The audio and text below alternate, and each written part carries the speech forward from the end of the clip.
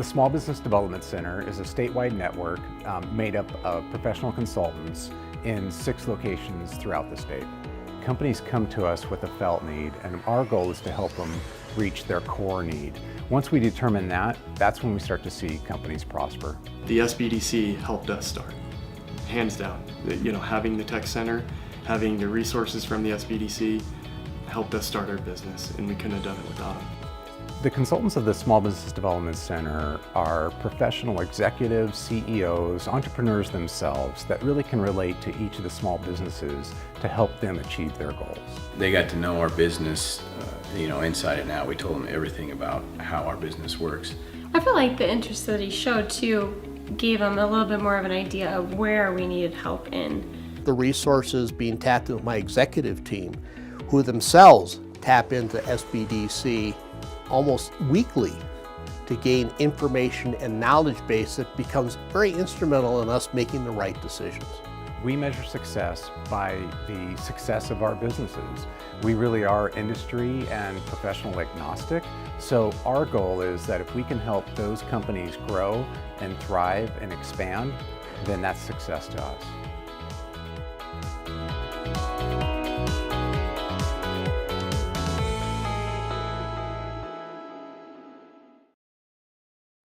Welcome to the Business Boys Talkin-Business Virtual Power Lunch. Please welcome your hosts, Tyler Price and Brian Magleby. Well, hey, I am Tyler Price, and this is not Brian Magleby. I've got my buddy Ty Jones, who's our guest on the show today. And Brian and I haven't actually seen each other for a couple weeks. So anyway, I think he still exists. I heard him on the loudspeaker. Yeah, when he called. Actually wasn't on speaker, but I could still hear him like he was on speaker. Brian's got a voice that carries just a little bit, right? So, but grateful that Ty's here with us, and grateful last week I was gone, and then Brian and Ryan Arkman talked a little bit of Jamba Juice and other stuff. But anyway, grateful to always have good, strong business guys on our show here at the Talkin-Business. So just before we get into things, just a couple of deals. We do have some classes coming up in the fall. If you're looking for QuickBooks, I highly recommend getting into that class because that one always fills up.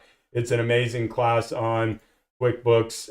And so if you need any help about QuickBooks, contact Idaho Innovation Center or Brian Magleby, and he'll get you the information to get signed up. There'll also be an online marketing and sales class. They typically have very solid performers in the industry coming and teaching that in the past.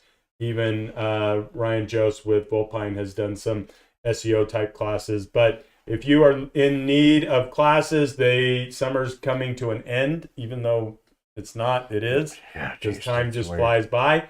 And so fall classes at the Idaho Innovation Center and the SBDC will be filling up shortly. So we do want to thank our sponsors that allow this to happen.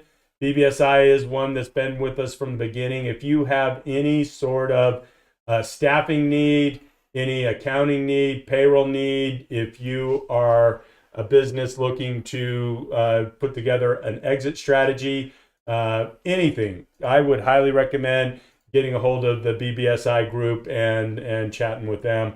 They're just an amazing group of men and women that just do awesome things. So also New Line Media, Tyson, always doing great work here. If you're in need of any sort of video, and especially if you want to travel to Greece, he's been there, done that. He would do it again. But Tyson can do drone work or any sort of work needed in helping put together video content. Super grateful for New Line Media and Tyson. The SBDC and the Idaho Innovation Center. SBDC, again, best kept secret in Idaho. If you are starting a business or if you're at a place in business that you are looking to want to get another set of eyes on things, these are free resources and amazing people that are involved with Dave Nowak and Brian Magleby and myself and Frosty Wilson and the group. So, and then the Idaho Innovation Center, just amazing statistics from businesses that come into the Idaho Innovation Center and graduate from that incubator type forum and go out. There is a 95% success rate which in business that is unheard of. So if you are in the need or wanting to start your business, I can't recommend them enough. You do get coaching with Brian and other resources and a little bit of reduced rent for a period of time before they ultimately do kick you out. And then not to last and least, maybe, no, just kidding. But Volpine Marketing with Ryan Jose in the group, doing great stuff. If you are in need of anything SEO or anything in branding or the like, I highly recommend Volpine. They can help with websites. They just do a lot of great things here locally and also outside of our area as well. So there you go. That's all the stuff I had to throw up. Oh, one other thing. August 9th is kind of a longer one that we're going to be doing a business Talking Boys. It's the founders of people that have patented tech or ventures, and we're going to be talking about that. If you have a patented anything, contact Brian Magleby, and we'd love to have you, or at least talk to you about getting on the show too, just understanding what that whole process is, and from going from idea to patent to market and what that looks like. Because super easy. No, it's not, but it is doable, right? So For some Yeah, of for us, some. some of us are a little more challenged in life. that's why there's professionals that help us get along the way. Yep, right? yep, But you anyway. betcha. Yeah. But so yeah, those are some of the announcements, and thank you again to our sponsors. But today is all about Ty Jones and what Ty Jones does. So Ty Jones is, I met him and I always wondered, I wonder what that guy does. So we met and we were talking fly fishing, and anyway, we met through a mutual friend, and the guy gets out, tells you if you want to go and catch some fish, Ty typically knows where to go and when to go, and depending on the time of season, right? So I lucked into it, right? Yeah. Because I was born into it. Yeah. My dad was a fisherman, so Yeah. it's tribal knowledge, right? yeah, We share it. Yeah. we share it. Yeah, Yeah, that's the key, because there are enough fish out there for everybody to go catch. Yeah, there's plenty of fish. Yeah. So anyway, but Ty is doing cool stuff, and there is this movement, and you're in the tiny home sector in addition to other things that you do, right? Yep. But there is this movement of people into tiny homes. Why has that happened? Let's just, I'm just going to throw a bunch of whys and what's at you. So why do you think the tiny home movement, what got you into it? How is it in the future? Any of that type of question, or ignore all of them and talk about whatever you want. Let's see. I'll do the best that I can do. I think with the tiny homes, you're starting to see a shift in the market, but the original market was the millennial, right? They can't afford a house. Idaho Falls is significantly cheaper than the rest of the country, so it's been a little slower getting out here, but it's been very easy to get a tiny home, transport it, do school online, and sort of live minimalistically.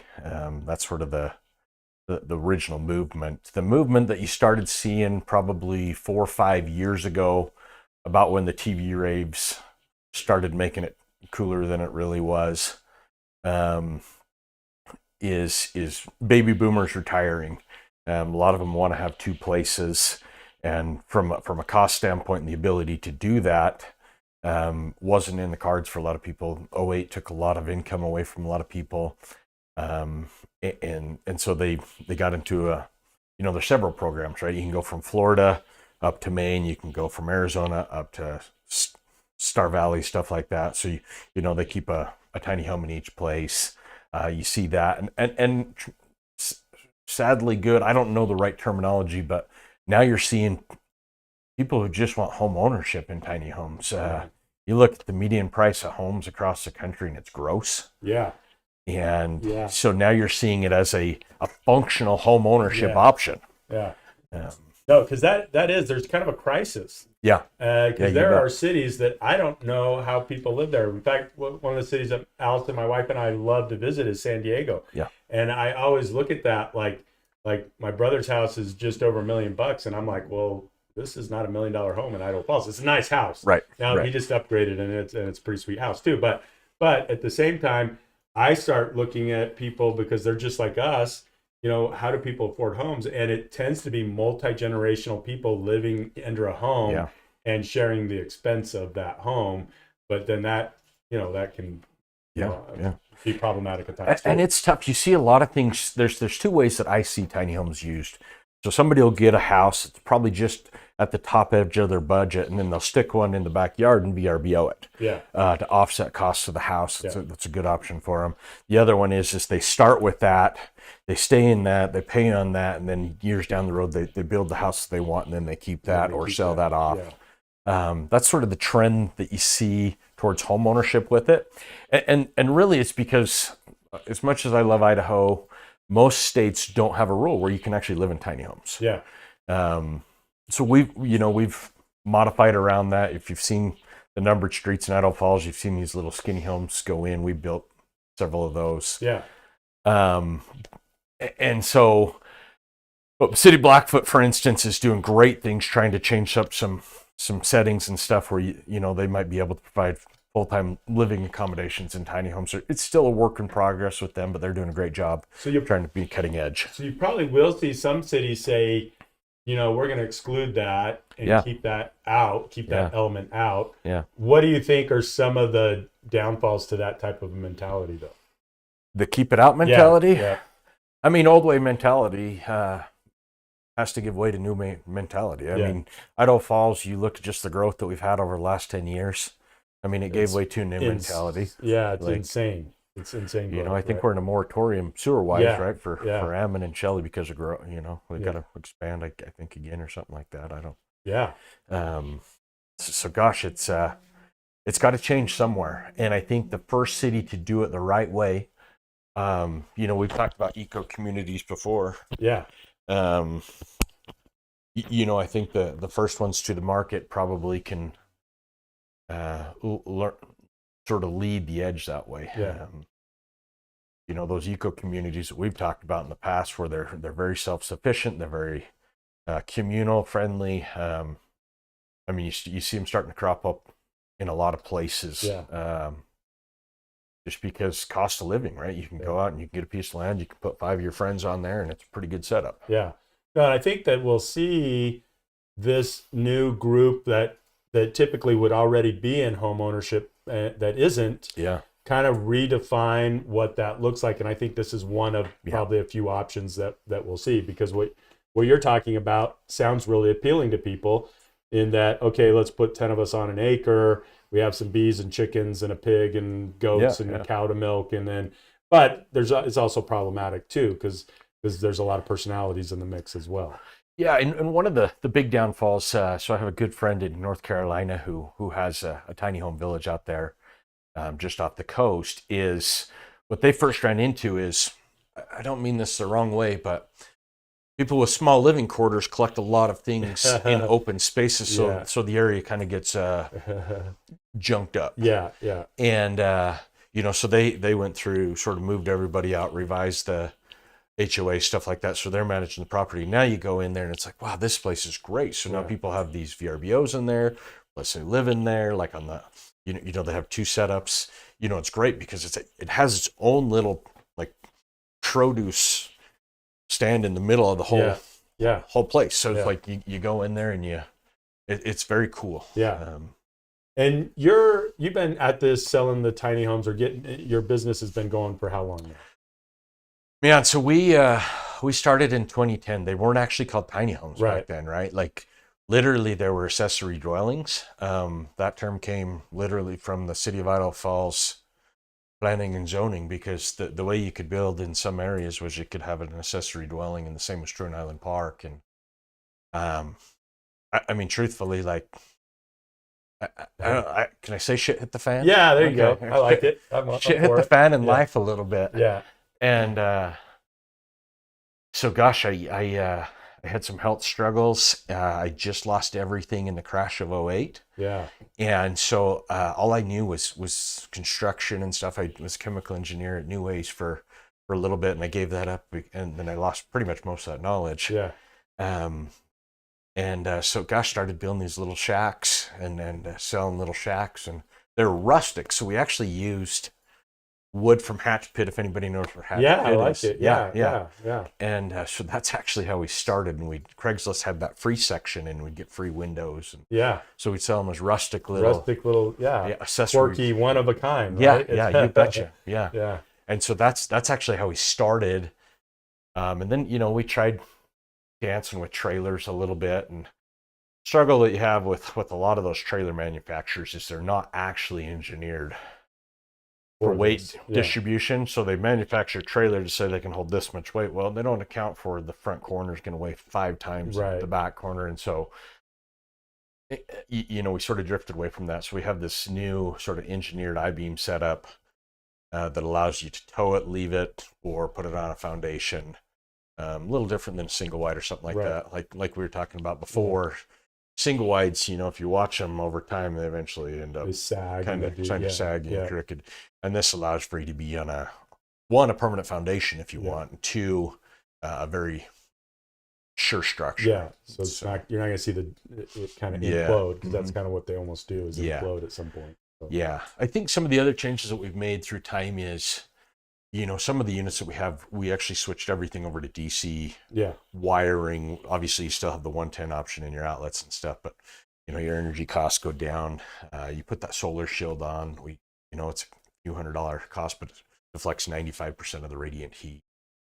Just little things because at that price point, you understand that your clientele is motivated by pennies, not dollars. Right. Like we're talking about, a different product.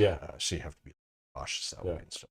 Well, so there was this time when life is going good, and then a refiner's fire just threw you in the middle of it, and here you are. Yeah. But what is it like? I mean, because I've been there too, where I'm looking at somebody who's trying to help me, and I'm almost breaking down into tears, because it's like you can't see the bigger picture. Honestly, you see today sucks, right? Yeah, you bet. So what maybe talked a little bit to that, and how come you just kept pushing through it? Because I just know you as this power lifter that can squat 1,000 pounds or whatever it is you're squatting now. What are you squatting now? Yeah, I'm not lifting heavy much anymore. So I think I was it was 585. Yeah, that's still, the other day. That's a Volkswagen Bug, right? So anyway, that's how I gauge my life based off it. But okay, so anyway, what was it that helped you through it, and then here you are today? Man, that's a tough, complex thing. I think that the 2 biggest things is people. Yeah. I honestly have it better than most, right? Because I have good parents. I mean, they didn't always agree with my decision making, right?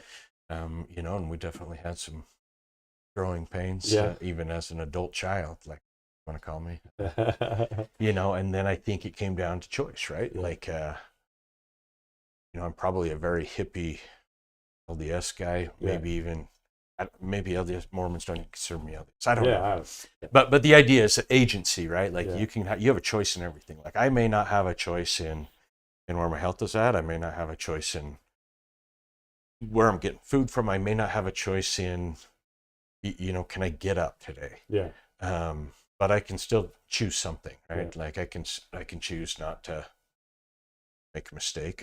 I can choose to fight one more day, even if I give up a day, stay in bed for a day, whatever. Yeah. You just you choose every day to do the best you can do, and sometimes those are horrible days, and you do horrible, like fail over and over, and sometimes you do great things. And so I think just having people there,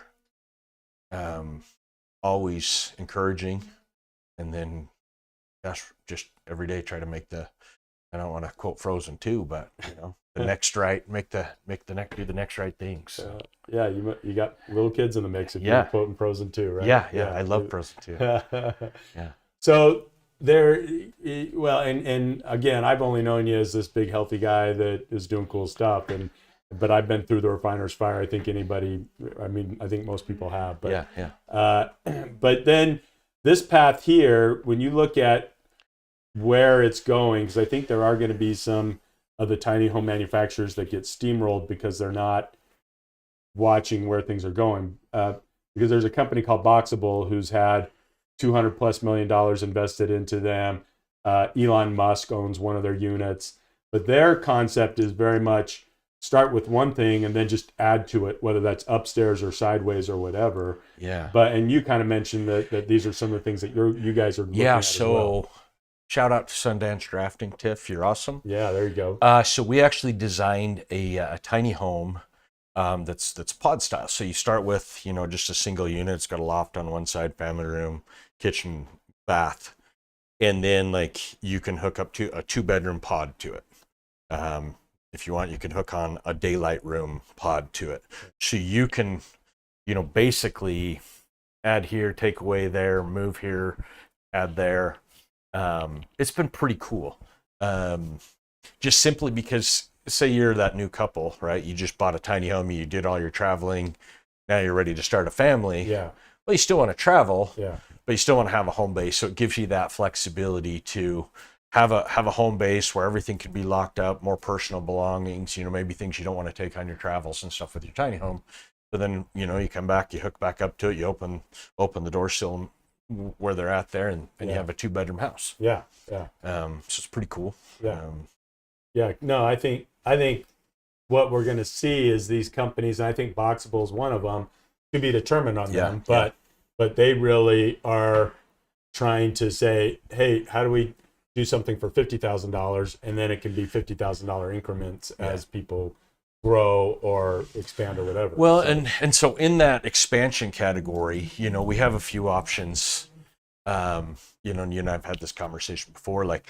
We don't even actually have to build your tiny home for you, right? We can put it on a trailer, ship it to you, and you can build it on site. Follow the directions. Yeah. And it's fairly simple. They're easy to do.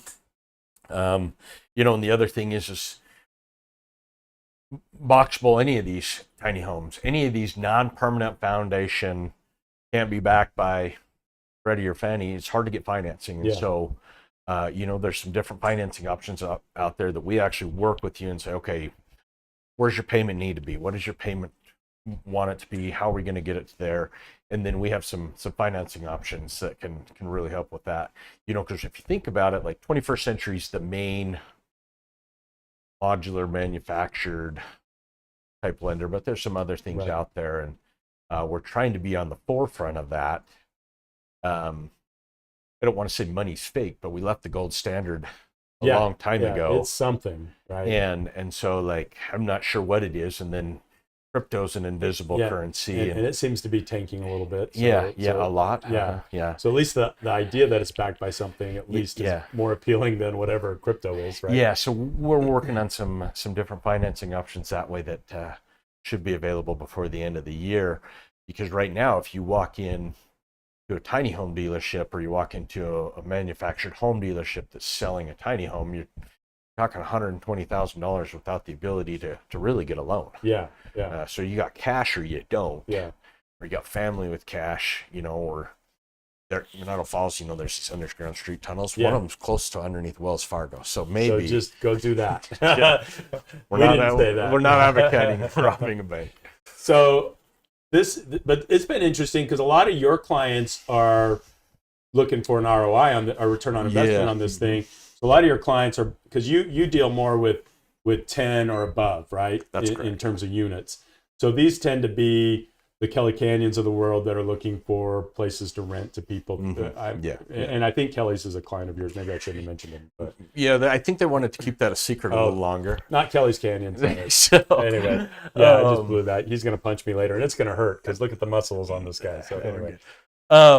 We've done some over in Jackpot, where they're building that new casino. Yeah. We've done some down at Bear Lake. You've obviously, I think everybody's seen him in Island Park and in West Yellowstone. And, we haven't done a good job of actually trying to brand ourselves because really, like you said, our goal is to get to people that want volume because that's where we're at, I guess. Yeah. And those guys are looking at it what is the percentage of cash on cash, right? Sure, that's what that is theirs. And if that number is sufficient, they're going to keep buying them up. But then really your person that you are personally trying to help is the person who wants to get into their own home, and it makes it hard to do that. Yeah. And so it's that we're at that point where, okay, how do we expand the right way? Yeah. Because I mean, gosh, like I don't want to get too personal with too much, but like I mean, when I was going through my health stuff, I had to figure out like even how like Section 8 housing worked. Yeah. Like I had to figure out like how food stamp. Like Yeah. I had to figure out like, dude, like how I was gonna eat, man. Right. Like Yeah. how I was gonna have heat, and so like it's always been my goal to help that person. Yeah. 'Cause you've been there, done that, lived in the car, done all that type of stuff. So you know, with some soul searching stuff like that, we used to start with those people, but it wasn't, we weren't able to make enough money, and so you know, we're trying to do both, right? We're trying to get enough capital and cash flow that we can help the people that can't rub two stones together to get fire, and so you know, that's still the mission, that's still the goal. Yeah. Well, super cool stuff. Me and Ty actually talk about this on a regular basis. In fact, we're gonna go. I don't know. Do you eat pizza? Yeah. Okay, we're gonna go get some pizza here, and we're gonna continue this conversation. So come down to the pie hole if you're interested. But you're, I mean, just cool stuff. Started from, you know, really catastrophe in the refiner's fire, and here we are today. But how do people contact you? Anything else that we haven't talked about? Because I could actually sit here for an hour talking with you about this easy. So yeah, so currently all we have is our Total Innovations Tiny Home Facebook page. Yeah, and the only reason we've done that is we've had enough business doing what we're doing that we haven't really tried to market anything else. You know, if you want to see some of the quality of some of our work and stuff, we've got some different things around that we can show you. Yeah. But my number's on there, email address is on there, messenger's on there, and we get back to people pretty quick there. Yeah. You know, we are out a little bit, but we're not a year out, which is what most manufactured home companies and looking to get ahead of that curve a little bit too, right? Yeah, you bet. So you know, we're a few months out on being able to deliver product just with orders and stuff like that. So well, super cool stuff. Anything else you'd like to talk about before we wrap it up into the training? Dude, on the super shout out to BBSI. Troy Dean, welcome. Yeah, Troy. We love you, man. Big man on campus. Yeah, dude, that dude's huge. Yeah. That guy makes me look tiny. Yeah, he's awesome. He's awesome. He's awesome. So congrats on doing on that. And then we've got what do we got? We got some 7 habits of highly effective people stuff. Yeah, let's right? We're gonna just go through each one. I'll start with one, you go 2, we'll go back and forth. Okay. And then we got a video to give better explanation. But 7 Habits of Highly Effective People by Stephen Covey. If that's a book you haven't read, we highly recommend it. Yeah. But the first one is be proactive. And I think, you know, when you are going through the refiner's fire, if you're sitting back waiting for someone to help you, you're still going to get help, right? But you got to take action. That help's not going to help you get anywhere if you don't take action yourself. Yeah. 2, begin with the end in mind. So, I mean, obviously, if you don't know where you're trying to get to, sometimes it's hard. But the end might be just one step ahead, and once you get there, you can see the next one. But have an end, have a goal, have purpose. Put first things first, and boy, that's one that sometimes if you're trying to accomplish whatever X is, and that's not part of the first things that you're doing throughout your day, then accomplishing X becomes harder and harder. Oh man, and that's the truth. Think win-win, man. That's huge. Yeah. Gosh, if you can think of a better thing other than abundance mentality, like you look at people who think scarcity mentality and it's just about them, eventually like they're just unhappy humans. No, it is not a zero-sum game. For me to win, you don't have to lose, unless we're playing football, which we didn't talk about. But but then it is. But we're actually coaching for the same team now. Yeah, we're getting after it. So and for us to win, you must lose on this. So that one's a zero-sum game. Everybody else, but in business, it does not have to be that way. Right. Seek first to understand, then to be understood. I think sometimes when you talk to people, aren't they just like thinking about what they're gonna say next? And really, if we'll take the time to understand what are the needs of these people, and how do we understand what their life, how do we, in this case, you know, they may need to start with a small home, but they want to have a family, and how can you still do that? So you need to understand not just your clients. I think that's family, friends, everybody. Right, you bet. 6, synergize. Man, there's nothing cooler than getting with somebody who everything just exponentially grows. Obviously we do that, and then I have a good friend, Colin Hunter. If anybody knows him from ICCU days, he's dude, he's that guy for me. Yeah. Like talk to him and you're like, dude, I'm ready to go. Let's Yeah. go. Yeah. So synergize. Love Yeah. that. And then sharpening the saw. I mean, that's taking the time to make sure that you're going to be effective in what you do. Instead of just, I mean, sometimes you do have to just rush in. But if you don't have the tools that are sharpened, ready to help you, assist you, then you're kind of, you're kind of just stumbling around. Yeah. So Yeah. Anyway, Ty Jones, my buddy, super cool dude. We're gonna go get pizza at Pie Hole and shoot the bull a little further. And anybody that wants to come, come on down. Come on down, we'll see you. Yeah, buy us pizza. How's that? Yeah. But anyway, super grateful for all that Brian McElvey does, even though he's not here today. And Tyson, always cool. Thanks for letting us come into your living room today, Tyson. When I walked in here, it was Tyler Tyson. Yeah, it's the for Ty, this, the triple so, T's. Yeah, That's us. Good. So anyway, have a great day and enjoy this video on 7 habits of highly effective people. Nearly everybody makes New Year's resolutions. However, 97% of those resolutions are broken within 30 days. So why even bother? Everybody wants to be happier, healthier, and more productive, but they often don't know how to get there. In this video, you'll see a tried and true process for actually carrying out your resolve to improve your life, 1 week at a time.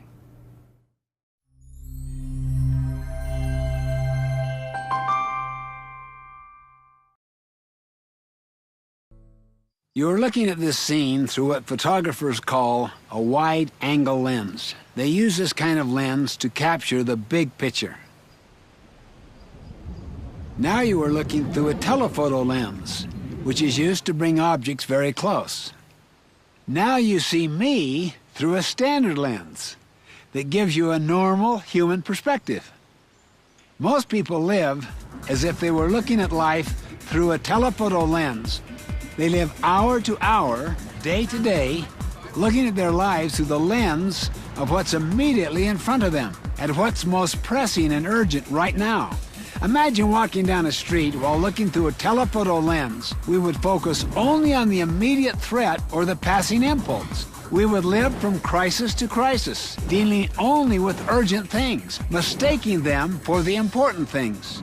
The telephoto lens perspective would not allow us to focus on what's truly important, on the big picture of our lives.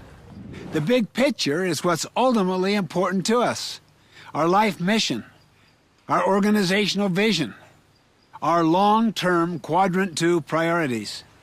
But we can't focus all the time on the big picture either. If we don't translate our vision into action, we lose touch with reality. We become dreamers and end up neglecting the very details that enable our vision to come true. So how do we stay focused day to day without losing sight of the big picture? The week is the normal lens that gives the most manageable perspective. You see, the week represents a complete patch in the fabric of life. There are work days, evenings, the weekend. It's close enough to be highly relevant, but distant enough to provide context and perspective. I mean, what you can't do in one day, you might be able to do in another. And over the course of a week, you can balance your life.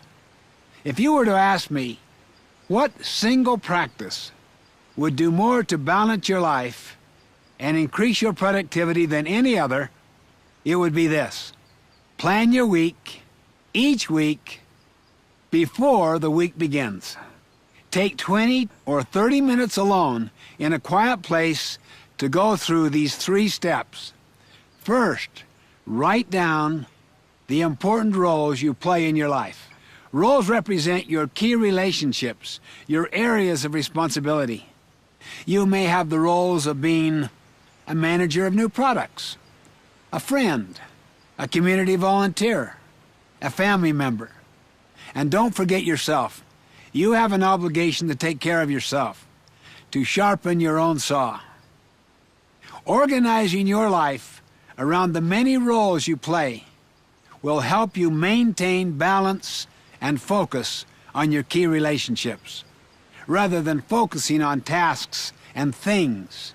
Second, choose the big rocks. These are weekly quadrant 2 goals for each of your roles. Look back at the big picture your mission statement, and your long-range goals, and select those big rocks that will have the greatest impact on your mission and goals. And for each role, ask yourself the big rock question. What is the most important thing I could do in this role this week that would make the most positive difference? For instance, it might be to complete the budget this week. It might be to help a child resolve a problem, or to attend a conference where you will learn new ideas you need for your job. You see, these big rocks will almost always be Quadrant 2 activities. In essence, you're creating your Quadrant 2 plan for the week so that your highest priorities don't get pushed aside by the urgent. Finally, schedule the big rocks. Block out time now in your calendar for those big rocks before the week fills up with other activities. Then schedule your other activities around the big rocks. I once asked the managers of a struggling shopping center the big rock question. What one thing could you do that you absolutely know would have a significant positive impact on your business? Their answer was unanimous and immediate. Improve their deteriorating relationships with their tenants. They were the store owners in the shopping center. Then I asked them how much time they spent doing those kinds of things. It was less than 5%. Oh, they had all kinds of reasons. They had meetings to go to, reports to make out, email to answer. So you know what they did? They set up a goal to spend 1/3 of each week activity helping store owners with their problems. After about a year and a half, the effect was dramatic and profound. The numbers went up, and they had a waiting list for new tenants. This is the power of putting first things first every week. These Quadrant 1 and Quadrant 3 things that creep into your schedule won't overpower the more significant Quadrant 2 things. Once you've scheduled your big rocks for each week, then each day you can zoom in and prioritize your daily tasks and appointments. You see, with the right process and the right tools for weekly planning, literally, you can organize and execute every week of your life around your deepest Quadrant 2 priorities. You will spend your time on those things that matter most, never losing that big picture perspective that makes your life so rich and so meaningful.